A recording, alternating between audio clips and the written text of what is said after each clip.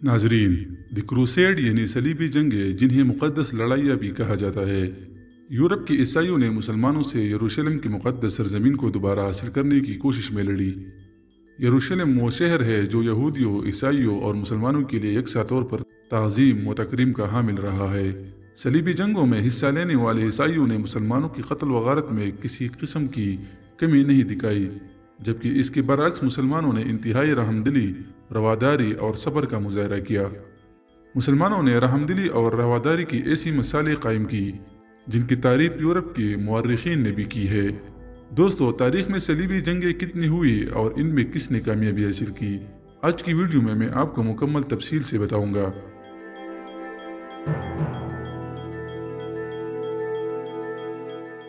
معزز ناظرین، پہلی صلیبی جنگ سن 1096 میں ہوئی، جس میں یورپ کے طاقتور ترین ممالک نے حصہ لیا۔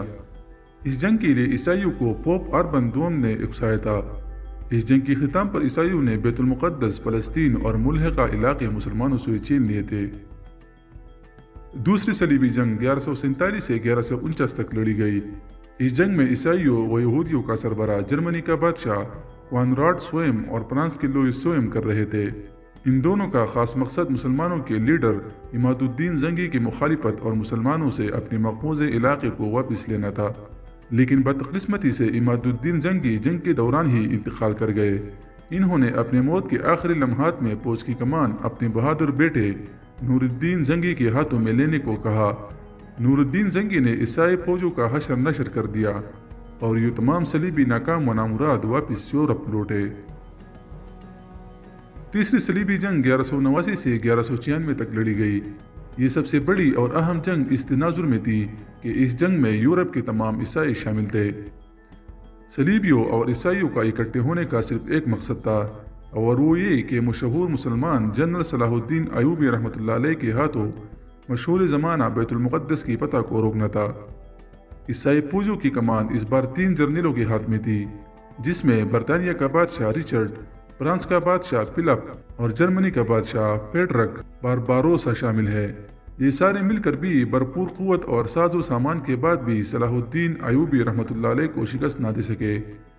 عیسائیوں کو یلن کے مقام پر عبرتناک شکست کا سامنا کرنا پڑا۔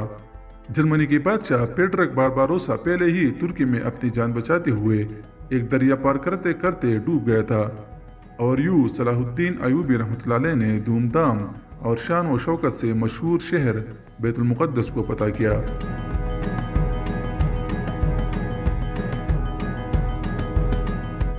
دوستو، چوتھی صلیبی جنگ 1202 سے 1204 تک 2 سال تک لڑی گئی، لیکن آپ کو یہاں بتاتا چلوں کہ اس جنگ میں عیسائی و ٹیمپلرز آپس میں لڑے تھے، اور بجائے مسلمانوں سے فیصلہ کن جنگ کرنے کے قسطنطنیہ یعنی استنبول پر قبضہ کر لیا، جو عیسائیوں کا دارالحکومت تھا۔ پانچویں صلیبی جنگ 3 سال یعنی 1218 سے شروع ہو کر 1221 تک لڑی گئی۔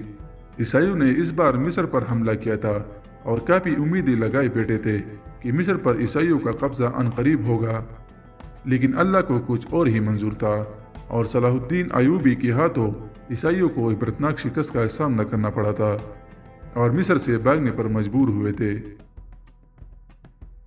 چھٹی صلیبی جنگ سال 1227 سے شروع ہو کر 1229 تک جاری رہی۔ اس جنگ میں عیسائیوں کی قیادت اس بار جرمنی کا بادشاہ پیٹرک دوم کر رہا تھا۔ جنگ ہوتے ہوتے رہ گئی، لیکن کسی نامعلوم اور مصلحتاً صلاح الدین ایوبی نے بیت المقدس کو عیسائیوں کے حوالے کر دیا۔ مسلمانوں کو یہ سخت ناگوار گزرا اور انہوں نے 1244 میں بیت المقدس پر دوبارہ قبضہ کر لیا۔ ساتویں صلیبی جنگ 1248 سے شروع ہو کر 1249 تک جاری رہی تھی۔ عیسائیوں کی قیادت فرانس کا بادشاہ لوئی نہم کر رہا تھا۔ عیسائیوں کو ہمیشہ کی طرح اس بار بھی شکست ہوئی اور ان کا بادشاہ لوئی نہم گرفتار ہو گیا۔ بمشکل جنگی تاوان دے کر جان چھڑا کر بھاگا، لیکن بعد میں پھر بھی باز نہ آیا۔ آٹھویں صلیبی جنگ سال 1270 سے 1271 تک لڑی گئی۔ اس بار عیسائیوں کی کمان لوئی نہم اور ایڈورڈ کے ہاتھوں میں تھی، مگر حیران کن طور پر عیسائیوں نے فلسطین کے بجائے تیونس پر حملہ کیا، لیکن اللہ کی مدد سے مسلمان یہاں بھی فتح یاب ہوئے اور لوئی اس جنگ میں مردار ہوا۔ ناظرین، تاریخ دان کہتے ہیں کہ ایک اور صلیبی جنگ بھی ہوئی، جس میں عیسائی نابالغ بچوں کو مسلمانوں کے خلاف لڑائی کے لیے تیار کرتے تھے، لیکن یہ زیادہ عرصے تک نہ رہی۔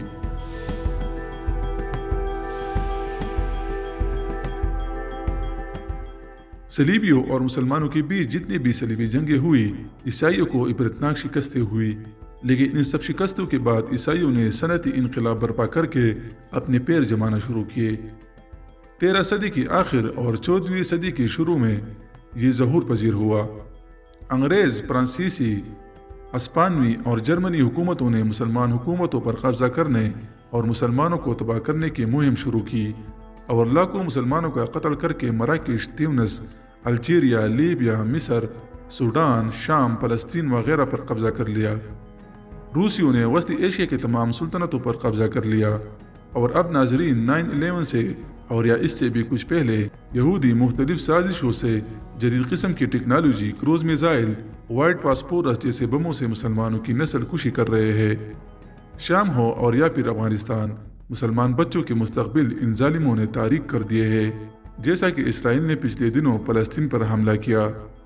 آپ سب ان سے واقف ہیں، لیکن اسرائیل فلسطین پر جو ظلم ڈھا رہا ہے، ایک دن اس کی قیمت ان کو ادا کرنی پڑے گی، اور صلیبی جنگوں کی طرح ان کو عبرتناک شکست کا سامنا کرنا پڑے گا انشاءاللہ۔